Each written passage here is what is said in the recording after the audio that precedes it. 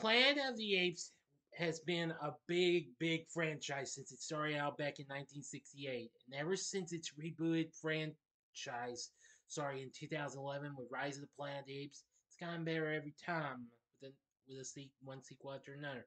Now, I just saw the brand new installment of the franchise, Kingdom of the Planet of the Apes, now playing in theaters. But is this new installment another surefire winner for this franchise? Or is this one that's probably not going to make you go ape over? Find out in this spoiler free review right now. Bad Days Entertainment Rankings and Reviews.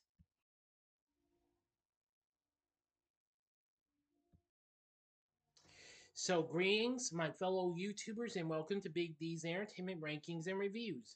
My name is Dual, better known to as the Big D, and this time around I bring to you a spoiler-free review of the just now released sci-fi action flick Kingdom of the Planet of the Apes, released by 20th Century Studios, directed by Wes Ball, written by Josh Friedman.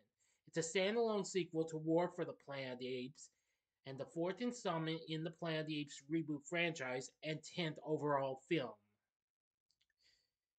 Now, it stars Owen Teague in the lead role along with Freya Allan, Kevin Durand, Peter Macon, and William H. Macy. It takes place 300 years after the events of war and follows a young chimpanzee named Noah who embarks on a journey alongside a human woman named May to determine the future for apes and humans alike.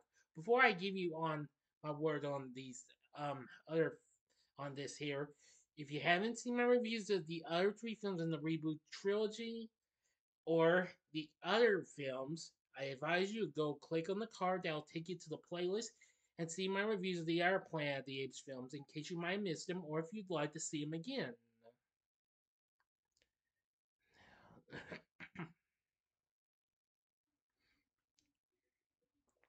Okay, now many generations after Caesar's death in the end of the previous film, the apes have established numerous clans, while humans have become feral.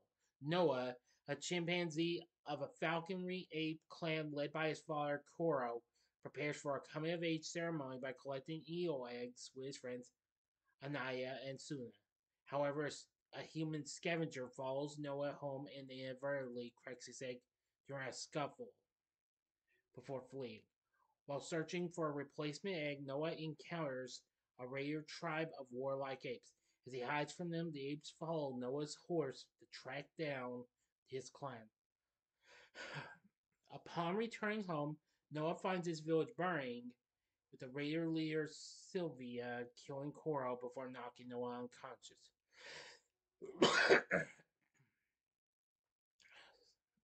Oh, sorry, I mispronounced. Silva, sorry, not Sylvia. Sorry. Noah awakens, discovering his family and clan have been abducted. He buries his father and sets out to rescue his clan. On his journey, he is joined by an orangutan named Reka, who tells Noah about Caesar's teachings. The two apes notice they are being followed by the human scavenger from earlier. Reka offers her food and a blanket, naming her Nova. When the trio encounters a group of feral humans, Silva's raiders suddenly attack them.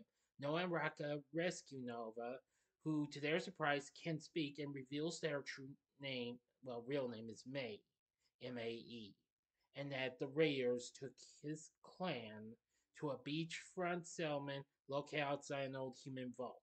Now, that's all the story I will tell you. If you want to know what happens, go see this movie. Now, what were my thoughts on this? Well, I am going to say this is epic and what have you, and intense and what have you, just like the others were. The film has gotten very good reviews, like the previous three, especially with the praise for its action sequences, its visual effects, and performances of the cast. Yes, I agree. Now, this did have a lot of good action-packed sequences.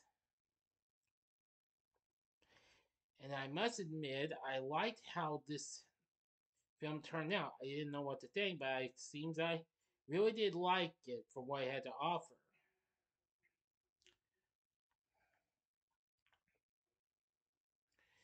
I think the effects for this was just as good and what have you, just like before. Its score was done by John Pisano, who had actually collaborated with Wes Ball on on a trilogy of films he had recently directed. Yes, I forgot to tell you that film was that Wes Ball was recently the director of the Maze Runner trilogy, which will be celebrating its 10th anniversary later on this year. I'll be reviewing that later on. Anyway, John Pisano, who collabed with Ball on the Maze Runner film trilogy score, composed the score for this film. He also incorporated Jerry Goldsmith's original themes from the 1968 film within the score, describing it as the musical legacy.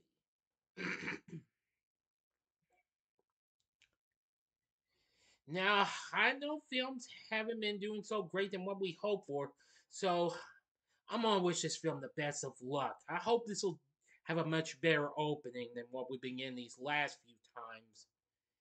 Anyway, Rotten Tomatoes described this film having Avatar level visual effects, complemented by standout performances and top notch acting, although it doesn't quite meet the heights of its predecessors. The film currently sits certified fresh at 80%, which that's currently 2% lower than Rise and just more low than Dawn and War. Well, they say carving out a new era of the for the Planet of the Apes with lovable characters and rich visuals, Kingdom doesn't take the crown as best of the franchise, but handily justifies the continued reign. Metacritic has this film assigned at a score of 65 out of 100. And Cinema Score gave it a B, which that's lower than the A minus the previous three films had. Anyway, now, Alyssa Wilkinson for the New York Times called the film uncommonly thoughtful, even insightful. Tyler Burr of the Washington Post praised the film's visuals, describing the computer generated primates as breathtakingly hyper-real. However, he criticized the human characters as two dimensional, including May, who he viewed as a plot device more than a human being.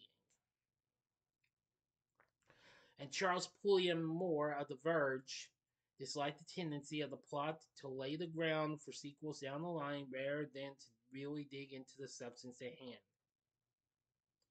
Now, in June of 2022, it was reported that Disney in 20th Century planned Kingdom to be the first of a new trilogy, and Wes Ball confirmed this last December, explaining that the film had been conceived as the beginning of a trilogy that fit into the legacy of the previous three films.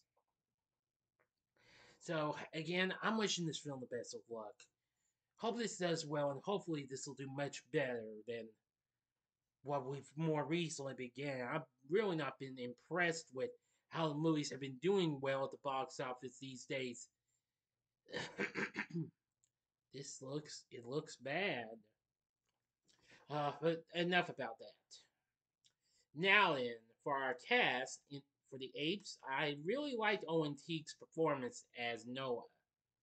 I must say he did exceptionally very good job. He had recently appeared in It Chapter 2 and the first and the It remake. He also appeared in ICU and several others. I must say he was really good. Playing the character Proximate Caesar is Kevin Durand,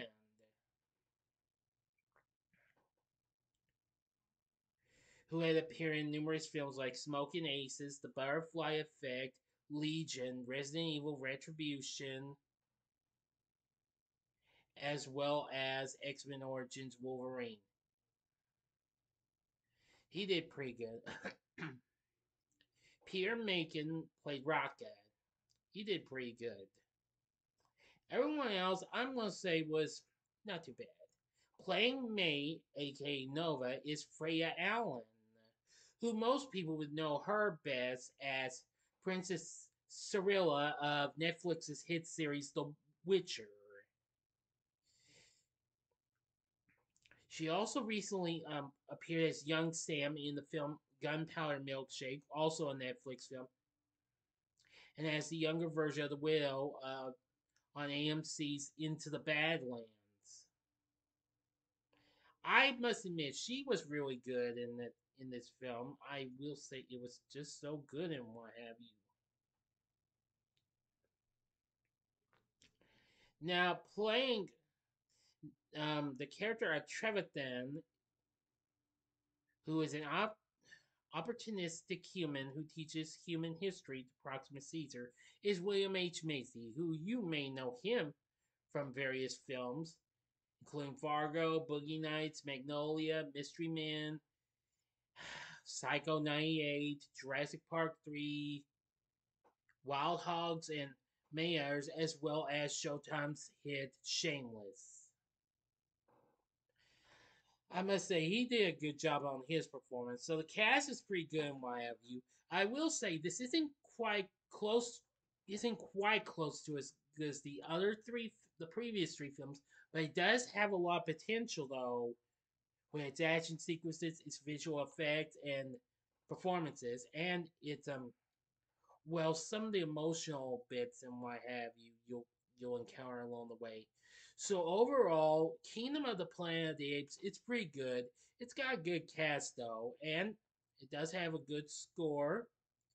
And I think Westfall did just as good a job on directing this as he did with the Maze Runner trilogy. Which again, as I've said, I will review the first one later on this year. So I would say go see Kingdom of the Planet of the Apes. You might enjoy it. For my score, I'm going to give Kingdom of the Planet of the Apes 4.5 stars. On a scale of 1 to 10, I give it a 9. So what did you think of Kingdom of the Planet of the Apes? Let me know in the comment section below. If you like this video, click the like button, subscribe, and be a part of the Big D Nation. Continue to help support my channel, make it grow, and make the views grow. Join me next time when I bring to you a review of Mr. Mom with Michael Keaton. So if you like this, consider checking out my reviews for some of these other films. I might have, since even though I put the Planet of the Apes playlist on there, I'll give you my reviews. I'll just say I'm going to give you my reviews of the first three original films. In this, just for fun. In the upper left-hand corner is my review of the classic itself, the original Planet of the Apes from 1968. The upper right-hand corner is my review of Beneath the Planet of the Apes from 1970, and the bottom left-hand corner is my review of Escape from the Planet of the Apes from 1971. At the bottom right hand corner is the button you can click to subscribe. If you like rankings and reviews on movies, TV, music, video games, etc., then I'm your guy. Thank you for watching. Until next time, I'm the Big D saying, see ya.